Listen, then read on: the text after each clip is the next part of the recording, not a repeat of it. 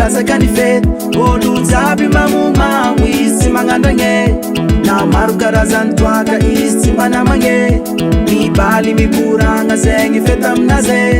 Yezova molintany tsary mba falifaly ny fety hitambaran'olo magnerantany fa misy ny enti-parazagna nanateraky ny fivoaragna fankalazagna fety io tsy mitovy samba fomba finanandrazy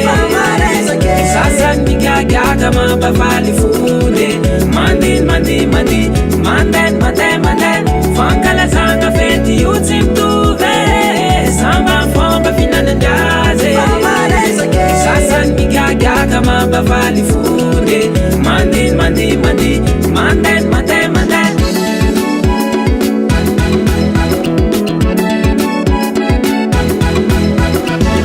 Izao tontolo izao manala nagasina fa za magnano ny mety fanindra ny andro kofa tonga ny fety olo jiaby sa manantsafity amisy mangingigny makafiliny sy tieny le baly matsinjy fa ato zaho samala baly manjofotry sy raha matana natokatoka jiaby tsakitsaky nazy jiaby mandeha ho azy ao raha mangigny na maresaka tsisy pety fa fety fognany anataovany mety na misy boisson na tsisy boisson natoaka fô fety fô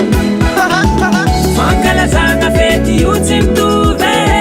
samba fomba finanandrazy sasany migagaka mampavaly fody mandeha fankalazagna fety io tsy mitovy samba fomba finanandrazy sasany migagaka mampavaly fody mandeha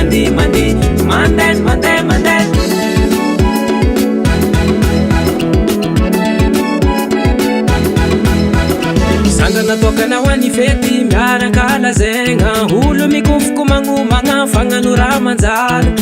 fa misy koa mamorogno raha hagnanaova-pety lamodiny mahazo raha hagnanaova-pety samby amin'ny adiny samby amin'ny fombany mambony mambo samby faly fankalazagna fety io tsy mitovy samba fomba finanandrazy sasany migagaka mampavaly fody mandeha fankalazagna fety io tsy mitovy samba fomba finanandrazy sasany migagaka mampavaly fody mandeha